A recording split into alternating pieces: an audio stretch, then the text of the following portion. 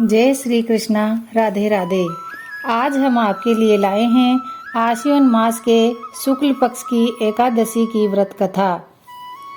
इस कथा के अनुसार एक बार की बात है, कुंती पुत्र युधिष्ठिर ने भगवान श्री कृष्ण से प्रश्न किया कि हे मधुसूदन, आश्विन मास की शुक्ल पक्ष की एकादशी का क्या नाम है तथा इसका व्रत कैसे किया जाता है? इस व्रत को करने से क्या फल मिलता है? कृपा करके आप यह विस्तार पूर्वक बताएं। तब भगवान श्री कृष्ण ने कहा, आश्विन मास की शुक्ल पक्ष की एकादशी का नाम पापानकुशा एकादशी है।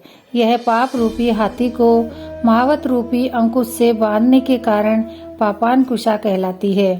एकादशी का दिन भगवान श्री हरि को बहुत प्रिय होता है। पापानकुशा एकादशी की कथा के अनुसार प्राचीन समय में विंध्याचल पर्वत पर क्रोधन नाम का एक बहेलिया रहता था। वह बहुत क्रूर था। उसने अपना सारा जीवन हिंसा, लूटपाट व झूठ बोलने, मदिरा का सेवन करने व गलत संगत में रहने जैसा सभी पाप कर्मों में बिता दिया था। जब उसका अंतिम समय आया तब यमराज ने एक दिन पूर्व अपने दूतों को आज्ञा दी कि क्रोधन को दरबार में पेश किया जाए। यमराज के दूत एक दिन पहले ही क्रोधन को लेने आ गए और यमदूतों ने उस बहेलिये से कहा कि कल तुम्हारे जीवन का अंतिम दिन है, कल हम तुम्हें लेने आएंगे। यह सुनकर वह बहेलिया भयभीत हो गया और ऋषि अंगिरा के आश्रम में पहुंचा। वहां उसने महर्षि अंगिरा के चरणों में गिरकर प्रणाम किया और प्रार्थना की कि हे ऋषिवर, मैंने अपना समस्त जीवन हिंसा, लूटपाट, झूठ बोलने, मदिरा का सेवन करने तथा गलत संगत में बिता दिया है। अब आप मुझ पे कृपा करके ऐसा उपाय बताए जिससे मेरे समस्त पाप नष्ट हो जाए और मुझे मोक्ष की प्राप्ति हो जाए। इस प्रकार बहेलिया के बार बार अनुग्रह करने पर महर्षि अंगिरा ने प्रसन्न होकर उसे आश्विन मास के शुक्ल पक्ष की पापानकुशा एकादशी का विधि पूर्वक व्रत करने को कहा तथा श्री हरि विष्णु के पूजन का विधान बताया। संयोगवश यह एकादशी दूसरे ही दिन थी।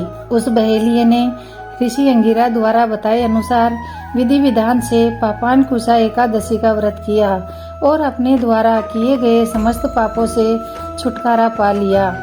आश्विन मास के शुक्ल पक्ष की इस पापानकुशा एकादशी के व्रत तथा पूजन के प्रभाव से जब यमदूतों ने यह चमत्कार देखा तो वह बहेलिये को लिए बिना ही यमलोक वापस लौट गए।